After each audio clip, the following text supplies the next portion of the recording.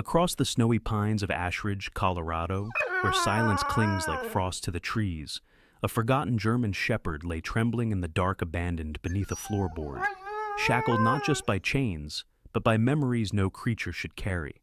He once wore the proud badge of a K9, until one mission changed everything. But what he didn't know was that someone else, just as broken, was about to find him. Before we begin, tell me, where are you watching from? Drop your country in the comments below. If you believe that every soul deserves a second chance, and that love can bloom even from the ashes of pain, hit that subscribe button because what you're about to hear might just change how you see trust, loyalty, and healing. Forever. Ashridge, Colorado, was a town stitched together by quiet winters and the lingering scent of pine. Perched on the edge of the Rockies, its streets were dusted white even in early March, the snow falling in thin, hesitant flurries that melted on warm skin, but clung stubbornly to rooftops and window panes. Beneath its postcard charm, however, the town carried its share of shadows, particularly on 7th Street, where an old lumber warehouse stood half-collapsed, boarded and forgotten, like a bad memory no one wanted to revisit. Detective Lauren Hale stepped out of her navy blue SUV, boots crunching against the icy gravel. She was 32, tall and lean, with long brown hair tied in a low knot, and dark eyes that had forgotten how to soften. Her face bore no makeup, only the creases left behind by nights spent awake and mornings that came too early. Once, she'd been known for her easy laughter and relentless optimism. But that was before the warehouse explosion in Denver that claimed both her husband, Officer Cole Hale, and Max, their German Shepherd K9 partner. The blast had spared her body, but not her soul. And though her superiors insisted she take a 6-month leave, Lauren found herself back in uniform just 3 weeks later, quietly transferred to Ashridge under the guise of desk duty. Only she didn't stay behind a desk. It was a cold Thursday afternoon when she got the tip-an anonymous voicemail left at the precinct's front desk. Just the sound of a boy's voice, shaky but determined. "There's something crying under the old lumber place. Like a dog. It sounds hurt." Lauren didn't ask permission, she simply drove. Standing now before the warehouse, she felt the bite of wind across her cheeks. Snow clung to the eaves of the structure like soot on the edge of a fireplace. The smell of mildew and ash greeted her as she pried open the creaking side door. Inside, light filtered through gaps in the roof, catching on floating dust and exposed nails. Each step she took echoed, as if the building were holding its breath. She paused. There it was again, a whimper, barely audible, raw and broken. She followed the sound past stacks of rotting timber and rusted tools until she reached a heavy wooden hatch in the floor. A faded orange tarp was nailed over it, as if someone had tried to hide what was beneath. She hesitated, then pulled it aside and yanked open the hatch. The smell hit her first urine, blood, old fear. Then the eyes, golden brown and wide, flashing in the dark. A German shepherd lay coiled at the far corner of the small dirt-floored basement, ribs visible, fur clumped and dirty, legs tucked tightly beneath his body as if to vanish into himself. His coat was mostly sable black down his back, with tan along the legs and underbelly, but matted with grime and streaked with what looked like old cuts. One ear was partially torn, the tip flopped forward, and yet, even in that broken posture, there was a presence, like a soldier forced to surrender, but still alert for the next command. Lauren crouched, keeping her voice low. "Hey there, it's okay. I'm not here to hurt you." The dog didn't growl, didn't move, just stared. That stillness was more haunting than aggression. She didn't reach for him. Instead, she pulled a granola bar from her jacket pocket, broke it in half, and laid one piece gently on the floorboards near the hatch. Then she stepped back. Behind her, a small voice whispered, "His name should be Ghost." Lauren turned. A boy stood in the doorway, hugging his arms to his chest beneath a too-thin red hoodie. His cheeks were freckled, and his shaggy light brown hair poked out from under a wool cap. He couldn't have been older than 12. "I didn't mean to spy," he said. "I live down the street. I heard him 2 nights ago, but I was scared to go in." Lauren recognized him from the local patrol report, Eli Mathers, son of a single mom, known to ride his bike around town, helping folks carry groceries or walking their dogs for coins. A quiet, observant kid. "You did the right thing," she said gently. "Thanks for calling it in." Eli nodded, eyes fixed on the hatch. Is he going to be okay?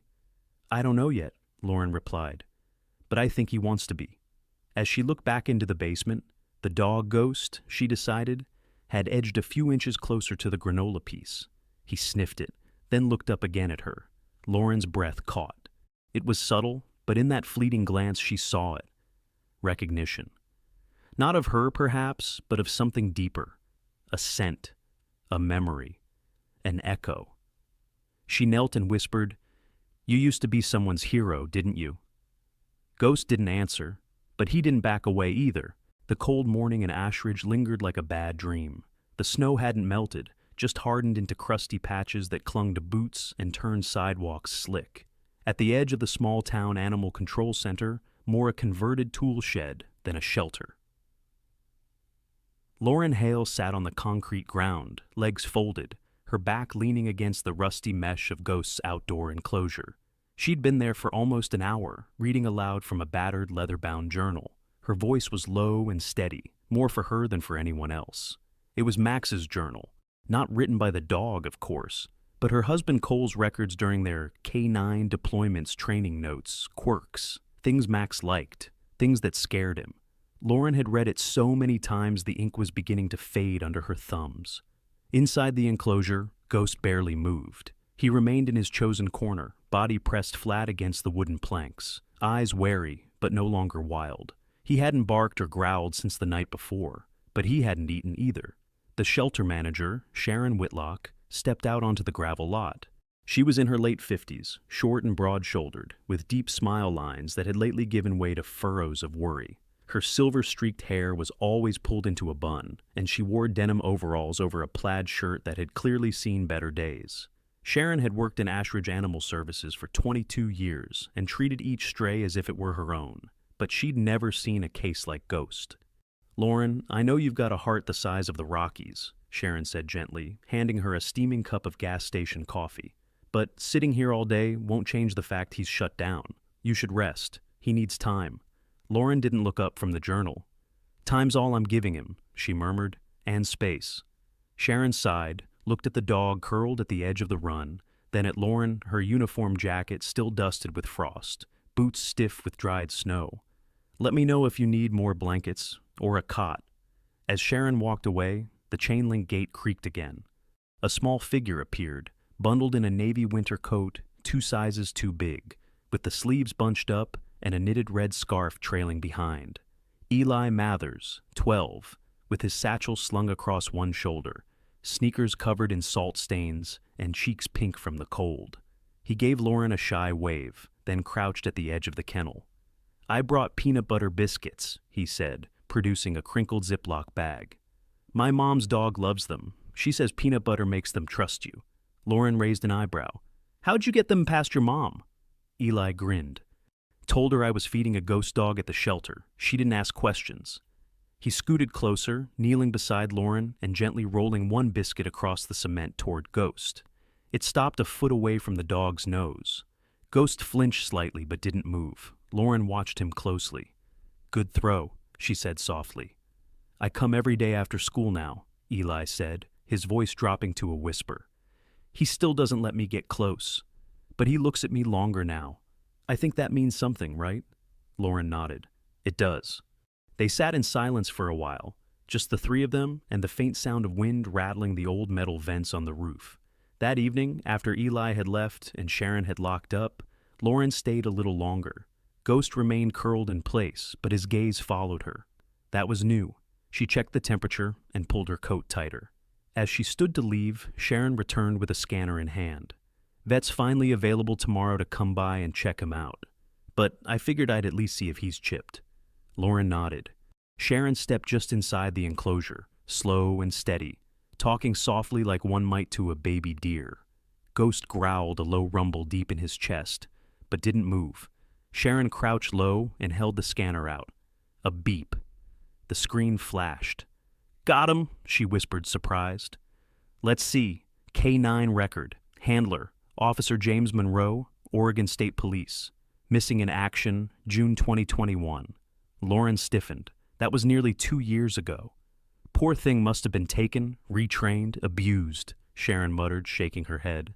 They probably used him for all kinds of illegal crap. Drug running, maybe even fight rings. Lauren felt her throat tighten. The more she looked at Ghost, the more the pieces came together. The flinches, the refusal to eat near people, the hollow stare. He wasn't just afraid, he was betrayed. After Sharon left, Lauren returned to her spot beside the cage, moonlight now casting pale shadows across the gravel lot. She flipped to the last entry in Max's journal. June 10th. Max froze today in a routine drill, just locked up and wouldn't move. I panicked at first, but Lauren said, "It's not fear, it's memory." She was right. Sometimes they don't need us to push them, they need us to wait. She looked up. Ghost's eyes met hers.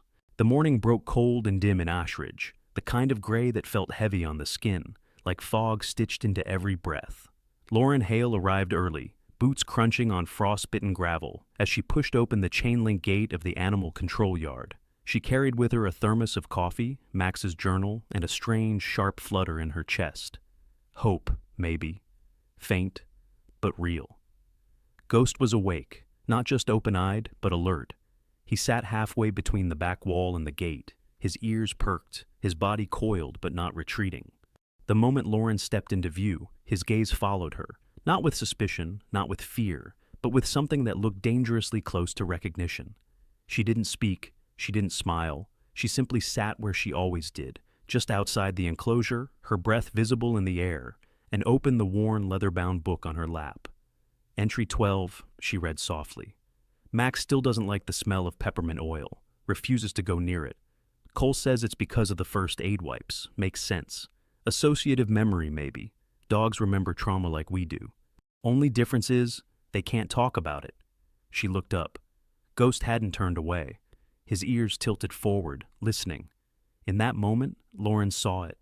Something in the tilt of his head, the way his chest rose slowly with breath, the faint twitch of his left ear. It was the smallest sliver of engagement, but it was enough to wedge itself between the fear and the silence that had encased him for so long. That night, Lauren tossed in her sleep.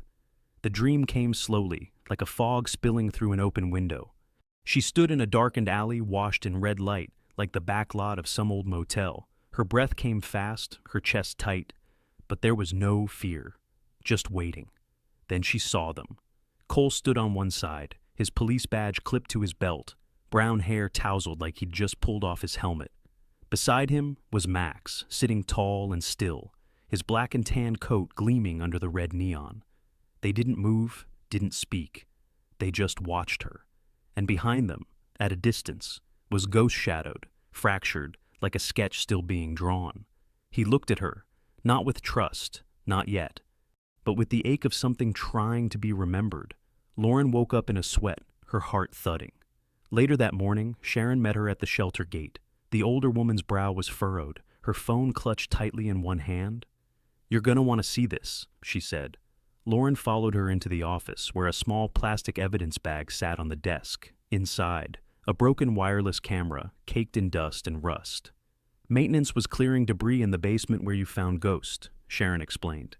"This was bolted inside the ceiling rafters. Someone had been watching that place. Might still be." Lauren's stomach turned. She took the bag gently, examined the brand and model cheap, black market type, popular with low-level traffickers and DIY surveillance freaks. "Was it active?" she asked. "Hard to tell. No memory card inside. But the way it was hidden, this wasn't for home security." Lauren nodded grimly. This wasn't just an abandoned shelter or a one-time abuse case. Something larger was brewing. As if on cue, Eli poked his head through the side door.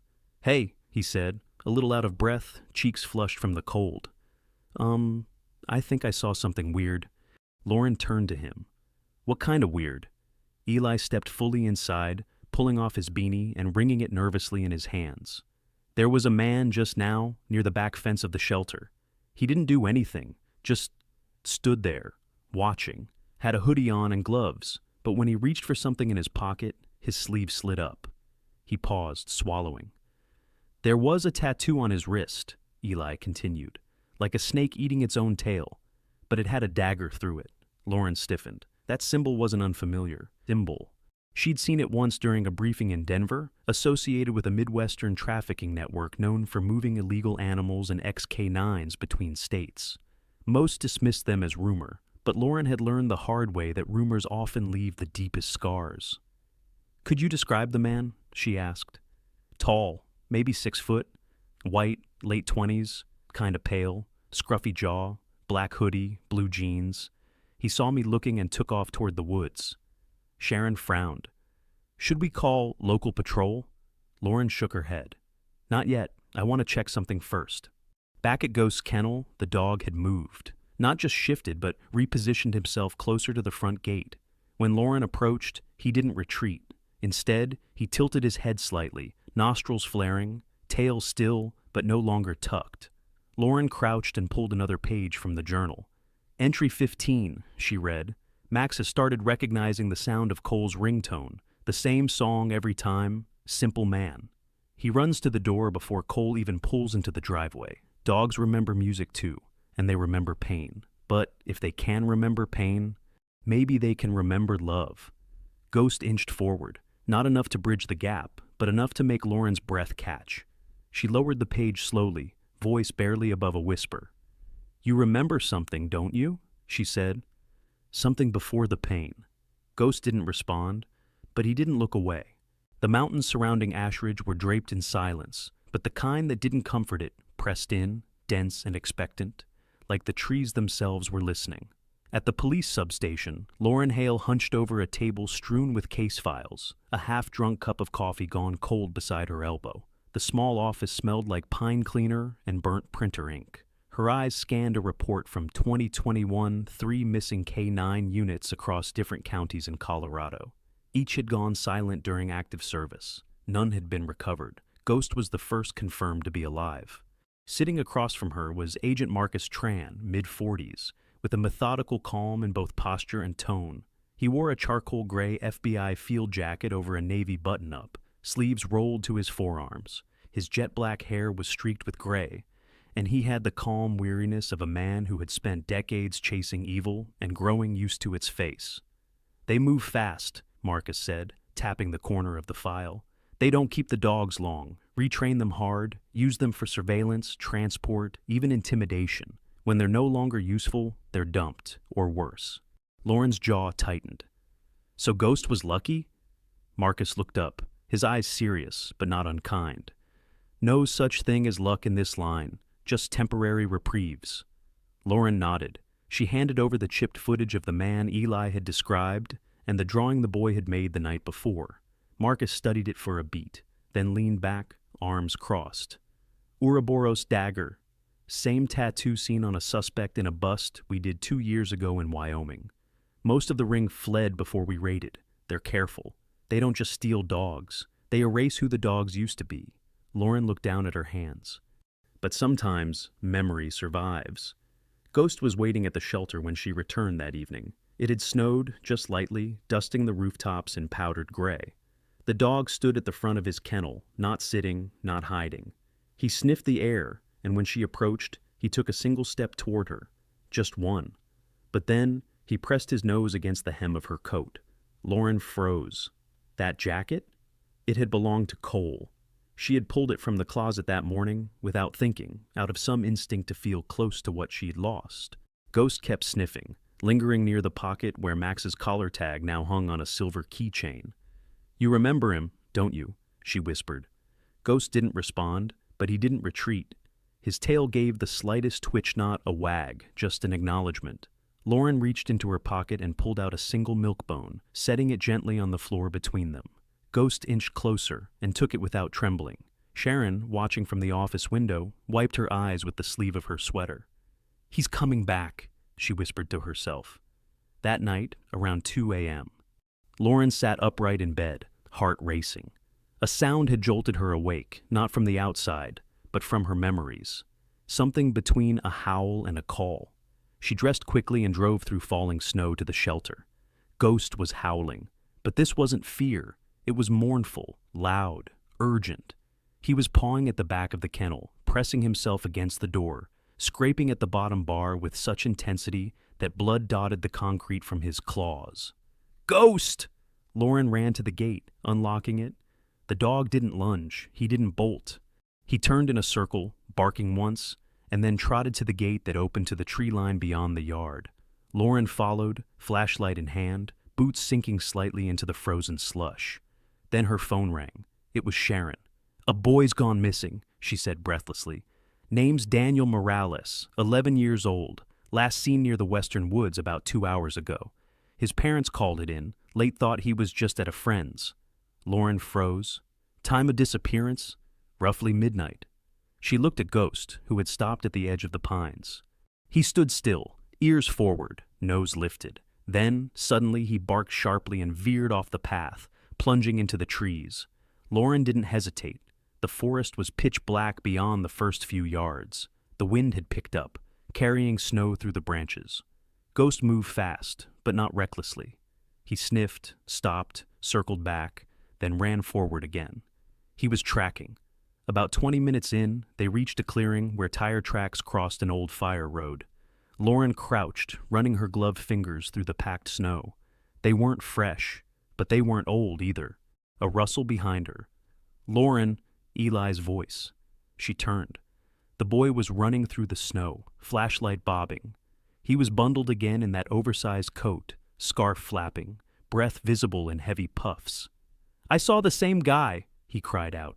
"The man with the tattoo. He was by the trail behind my house, dragging something. I told my mom, but she wouldn't believe me, so I followed." Lauren's heart dropped. "You followed a suspect alone?" Eli looked down. "He didn't see me. I stayed far back, but he turned into the forest toward here." Ghost was pacing now, ears flattened slightly, tail high. Lauren nodded. "Okay, we're doing this carefully." She pulled her radio, called in the sighting, and instructed backup to approach from the eastern ridge. Eli pointed toward a narrow footpath off the main trail. He went that way. Ghost sniffed the trailhead, then looked back at Lauren. His eyes were steady now, no longer wild, no longer haunted. She met his gaze. "Go, Ghost?" And he did. The forest had turned into a cathedral of shadows. Tall pine trunks loomed like silent sentinels beneath the silver fall of snow, the moonlight barely cutting through the thick clouds overhead. Lauren's breath came in short clouds as she pushed forward, each crunch of her boots swallowed by the cold hush of the trees. Ghost moved ahead of her with a kind of primal focus, nose close to the earth, muscles rippling beneath his sable and tan coat. There was no hesitation in him now. He knew what he was doing. Just 2 hours earlier, Lauren had knelt beside his kennel, hand outstretched, unsure if this fragile thread of trust could hold. But Ghost had stepped forward, not just physically, but emotionally. He had leaned into her palm, letting her fingers run between his ears. He had chosen her. Now, in the bitter cold of this snowy night, she was following him. They had left the search base quietly, slipping out past the main trail, where the volunteers and officers focused their efforts. Ghost had picked up something, a scent, a disturbance, and Lauren had trusted him.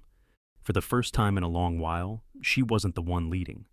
"Good boy, Ghost," she murmured, just loud enough for him to hear. He stopped suddenly, stiffened, his ears twitched and turned, and he let out a sharp bark, short, purposeful. Lauren rushed to his side. There, half buried in the snow beneath a low-hanging branch, was a torn child's backpack. The fabric was soaked and frozen stiff, one strap nearly ripped off. Lauren crouched, brushing snow away. Inside, a pair of mittens, a half-crushed granola bar, and a plastic figurine of a dinosaur. Her stomach twisted. Daniel had been carrying this. She looked at Ghost, whose nose twitched rapidly as he sniffed the ground around the bag. His breath fogged the air. He barked once more, then began circling wider, nose down again. Lauren called it in over her radio. "This is Hale. I've found a child's backpack. Matches the missing boy's description. Continuing search northwest of trail marker 11 with K9 support." She didn't wait for a reply. Ghost was already moving, and she followed. Branches scraped her coat, and the wind moaned through the trees, rising and falling like distant voices. They climbed a narrow incline, where roots jutted from the earth like bones. Ghost paused at the top, ears straight, and barked sharply again. His body was alert, tense, focused. Then Lauren heard something. Not a voice, not words, a rustle, a crack, soft, fleeting, then nothing. "Ghost," she whispered. The dog growled low in his throat and stared to the left, into a dense patch of underbrush.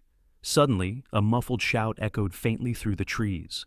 Just a syllable sharp, high-pitched, and frightened. Lauren froze, then silence. She whipped around. "Daniel?" No answer. She raised her flashlight, sweeping it through the trees, catching only the drift of snow and pine needles. Ghost began pacing, his bark rising in urgency, tail stiff. And then her heart dropped. A scarf, red and unraveling, caught on a branch. She reached for it with trembling fingers. It wasn't Daniel's, it was Eli's. "No," she whispered, her breath caught as memories surged uninvited. The blast, the fire, Max's final bark, Cole's hand slipping from hers beneath falling debris. Not again. Not another one. Not this boy. She spun, scanning the trees, her voice cracking. "Eli?" No reply. She shouted again, louder, the panic slipping in now, burning at the edges of her control. "Eli, answer me! Where are you?" Ghost circled her once, then darted toward the tree line, barking furiously. Lauren chased after him, stumbling through the snow, lungs burning. Her flashlight caught nothing but branches and darkness. He'd followed them. The damn kid had followed them into the forest, into an active search zone, without telling anyone. "God, Eli," she hissed, fighting to steady her breath. "Why would you do this?" Ghost suddenly skidded to a stop ahead of her, barking in a different tone, now shorter, more frantic. He began sniffing in tight circles, then took off again, leading deeper into the trees. Lauren's boots slipped over a patch of ice. She caught herself on a root, heart racing. This wasn't just a search anymore. This was something else. She wasn't sure who she was more afraid of losing: Daniel, the boy they were supposed to find, or Eli, the one who had slipped in without permission and now vanished into a winter forest at night. She pressed her hand to her chest, forcing herself to breathe. "Focus, Hale. Follow Ghost. He knows." Ghost paused ahead, looking back at her with urgent eyes. She nodded. "Find him." And he ran. The wind hit harder now, howling through the pines like something wounded and ancient. Snow whipped sideways, thickening into a blinding curtain as the temperature plummeted. The last message from the search team had crackled into silence 5 minutes ago. Then nothing. Lauren's radio hissed with static, useless. They were cut off. "Ghost, heal!" she shouted over the wind, but her voice barely carried. The German Shepherd was a black and tan shadow ahead of her, moving swiftly between trees, pausing only to bark, then push forward again. He knew Eli was still out there. Somewhere. Branches clawed at her jacket. The beam of her flashlight barely pierced the white storm around her. She moved by instinct now, one step at a time, boots breaking through crusted snow that came up to her calves. Her breath came fast and ragged, not from fear, but from panic, the kind that lived deep in her chest, where the memory of Cole's death still pulsed like a bruise. And Max.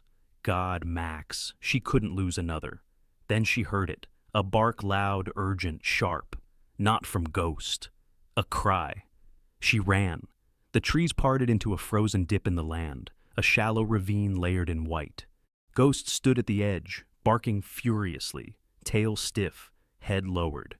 He was looking down into a narrow crevice barely wide enough for a person to fall through, and inside it, Eli! The boy's jacket was torn, one leg caught between two rocks, face pale, smeared with dirt and snow.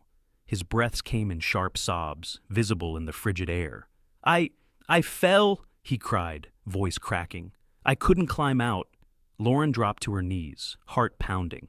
"Stay still, Eli. I'm coming." She unclipped the rope from her belt, tied it around the trunk of a nearby tree, and tested the tension. Her hands moved quickly, practiced but trembling. Ghost circled her once, then crawled forward and whined at Eli, pawing at the edge. "Good boy," Lauren whispered, lowering herself slowly. "Keep him calm." The snow slicked her gloves, and her boots slipped once as she descended into the narrow crevice. Eli reached toward her, but she waved him back. "Don't move, your leg's caught." Eli's face twisted in pain. "I can't feel my foot." Lauren winced but nodded. "We'll get you out. One step at a time." She reached him, cradled his head gently, and began loosening the jammed leg. The moment it came free, Eli yelped, but she wrapped her arm around his shoulders, tied the rescue harness around his torso, and tugged on the rope. "Ghost, pull!" she half joked, half prayed. Above, Ghost barked sharply. A moment later, the rope went taut. Someone had found them. Sarah, maybe? A second voice yelled, confirming backup had arrived. Together, with effort, they pulled Eli out of the ravine. Lauren followed last, exhausted, knees shaking. As she collapsed onto the snow beside him, Ghost pressed his muzzle into her shoulder. She looked up to see Sarah Greer, snow-drenched, radio clipped to her vest and a searchlight in her hand. Her cheeks were flushed, her eyes wide. "Took us forever to follow your trail," Sarah said, "but we saw Ghost's tracks in the snow." Lauren nodded, blinking snowflakes from her lashes. "He led me straight to him." Sarah knelt beside Eli, checking his vitals with gloved fingers. "We'll get him warm, he's lucky." Ghost circled them once, then stopped, nose twitching, ears stiff. He let out a short bark, not panicked, but sharp, alert. "What is it?" Lauren asked, already rising to her feet. Ghost barked again, then took off toward the northwest edge of the clearing, paws barely touching the snow. Lauren hesitated only a second before sprinting after him. Sarah's voice called out, "Wait, where are you going?" Lauren called back, "He smells something." The snow got deeper as she followed, the wind turning into a roar. The trees closed in tighter until Ghost stopped at a clearing where the snow was disturbed, flattened in places, shoveled aside in others. And there, nestled beneath a ridge, was a small, squat cabin, half covered by branches, nearly invisible unless you were looking for it. The door was slightly ajar. Ghost didn't approach immediately. He stood unmoving, hackles raised, tail straight behind him like a line of tension. Lauren's instinct screamed in sync with his posture. She reached slowly for her sidearm and stepped forward. The door creaked open with a gentle nudge. Inside, the cabin was dim and stale, the scent of mold and sweat, and something far worse curling through the air. There were crates stacked along the walls, open, empty, and stained. A small cot in the corner, bloodied sheets still piled on it, chains bolted into the wooden floor. A camera tripod lay collapsed by the fireplace. Lauren's gut turned. It was a holding site, a staging area. She moved farther in. Ghost followed, but his steps slowed as they reached the back wall. Then he stopped. His nose pointed upward toward the plank wall just above the fireplace mantel. And there, nailed like some grotesque trophy, was an old, weathered K9 collar, black leather, frayed on one edge, and in the center, a metal tag, Max. Lauren's legs gave out. She dropped to her knees, the wind howling through the broken window, her breath catching in her throat. She reached up slowly, fingers trembling, and removed the collar from the nail. Ghost sat beside her, leaning gently against her side, eyes on the floor. For the first time in years, Lauren let herself cry, not the silent, clenched kind, but the open, collapsing kind. Her hand clutched Max's collar, her other arm wrapped around Ghost's shoulders. "I'm sorry," she whispered to both of them. "I didn't protect him. I couldn't." Ghost nuzzled her side, pressing his head beneath her arm. And in that broken little cabin, in the middle of a snowstorm, among evidence of cruelty and loss, something like healing finally began. The snow had eased by morning, but the cold remained a biting, sharp thing that clung to every breath and bone. Inside the cabin, the fire had long died, leaving only the smell of smoke and the echo of memory. Lauren stood in the center of the room, Ghost at her side, her fingers still curled around Max's old collar. The pain was fresh, but not hollow. Not anymore. It had weight, shape, and a place to go. She looked at Ghost, who stared quietly at the wall where the collar had hung. His ears twitched once, then stilled. He didn't growl, didn't bark. He just waited. Outside, faint voices called through the thinning mist. The backup team was approaching. They'd find her soon. But there was one more thing to do. She turned to the back room, an old supply closet with rusted hinges. The door had been locked before, but Ghost had barked at it, scratched, growled. Lauren had forced it open with the heel of her boot. Inside, a cot, a camera, and a boy. Daniel Morales, 11, small for his age, with a mop of dark hair and frightened hazel eyes, was tied to a pipe with zip ties and a blanket over his lap. His face was pale, but he was breathing. Alive. "Daniel," Lauren whispered as she knelt beside him, cutting the restraints. "You're safe now." The boy flinched at first, but when Ghost appeared beside her, he froze, and then his eyes filled with tears. "The dog," he said hoarsely. "He was outside last night. I heard him." Lauren pressed a hand to the boy's shoulder.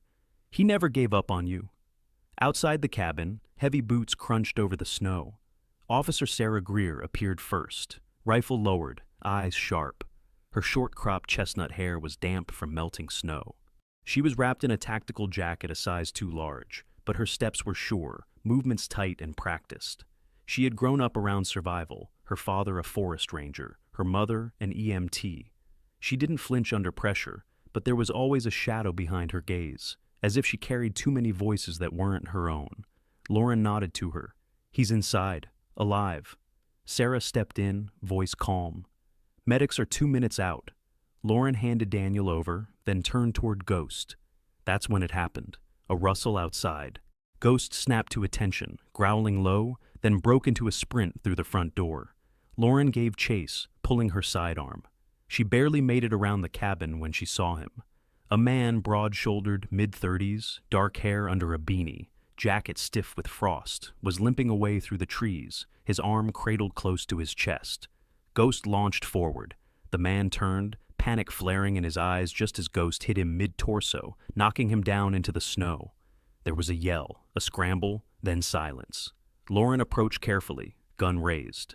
Ghost stood over the man, fangs bared but unmoving. He had one paw pressed firmly to the man's chest, preventing him from rising. Lauren knelt beside them, breathing hard. She could see the tattoo now, on the man's wrist, the Ouroboros snake coiled around a dagger. "You," she said coldly. The man spat to the side. "It was just money. Dogs are easy." Lauren slapped the cuffs on him. Ghost stepped back without a sound.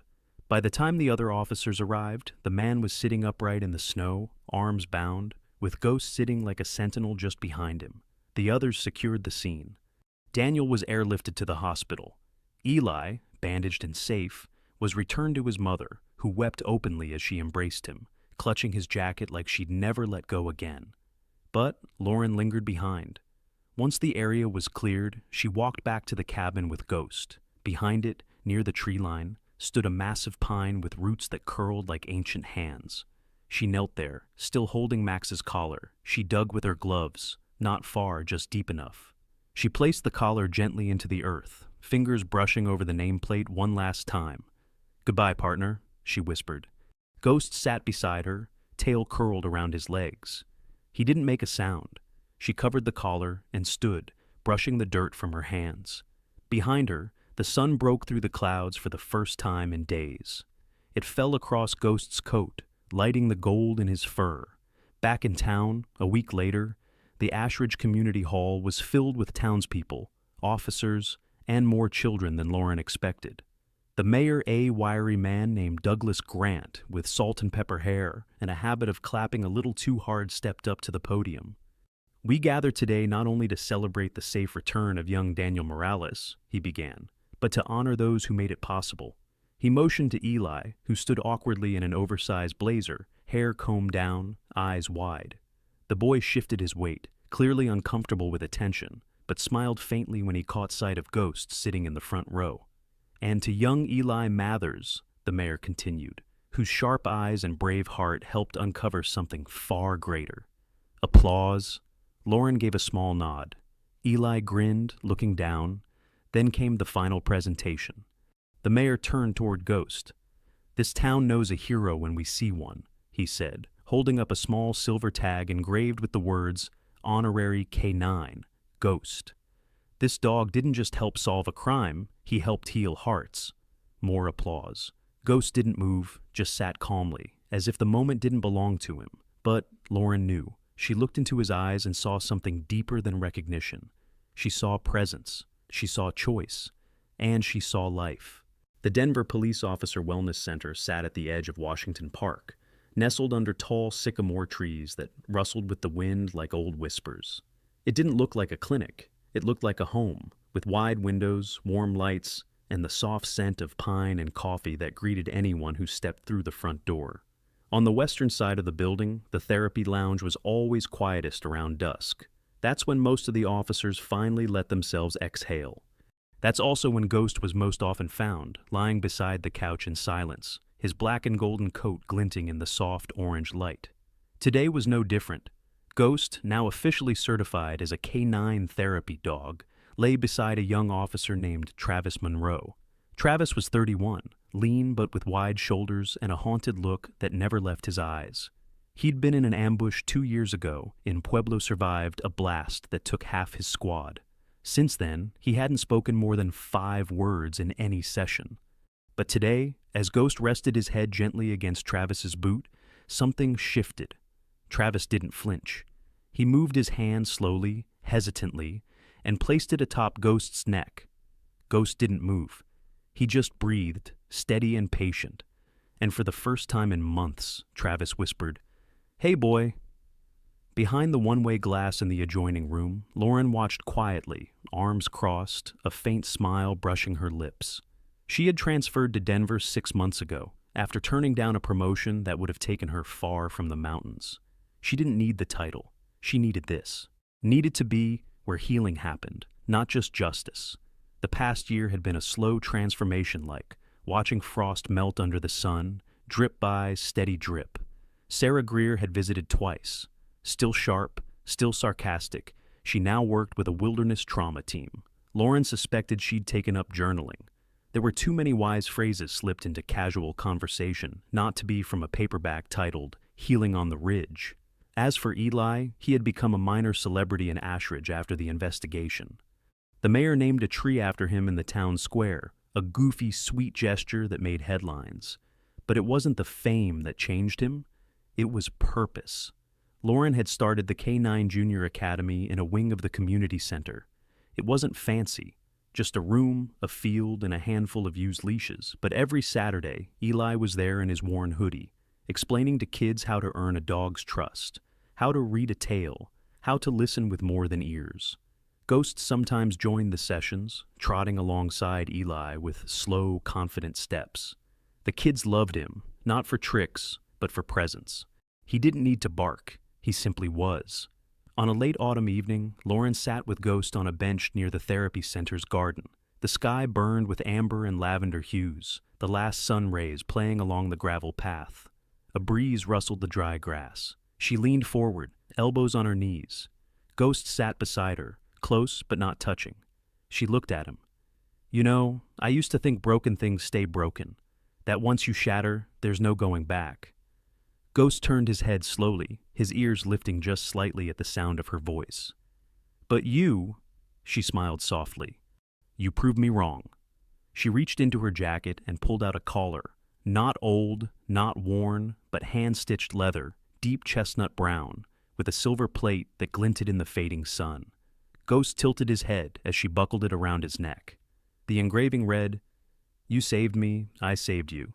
Now we walk together." Ghost leaned forward and, for the first time without hesitation, gently rested his head against her shoulder. His breath was calm, solid. There was no tremble in his body anymore, no haunted eyes, no shadow of a chain. Lauren closed her eyes, and for a moment the world was still. Not silent, just still. Behind them, the windows of the wellness center glowed.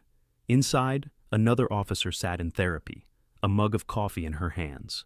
A photo of her fallen partner hung on the wall, surrounded by letters from other officers, and beside her sat another therapy dog in training, tail thumping gently, eyes alert. It was working. Healing wasn't loud. It didn't come with ceremony. It came like Ghost, steady, quiet, present. We don't choose where our story begins, but we can choose who walks beside us as it continues. Ghost wasn't just a broken dog rescued from darkness. He became a mirror, a bridge, a silent flame. In finding a home, he helped others find their way back to themselves. In a world where too many souls carry scars invisible to the eye, sometimes healing doesn't come from words. It comes from presence, from quiet companionship, from a dog lying beside you when the weight is too much. Maybe someone out there needs that reminder today, that your pain doesn't make you unworthy. That trust, though fragile, can be rebuilt, that even the most shattered stories can end in light. So, if this story touched your heart, share it. Leave a comment below. Tell us who your ghost was, and don't forget to like, subscribe, and hit the bell so we can keep sharing the stories that matter. May love find you when you least expect it, and may God bless every soul who's still searching for their way home.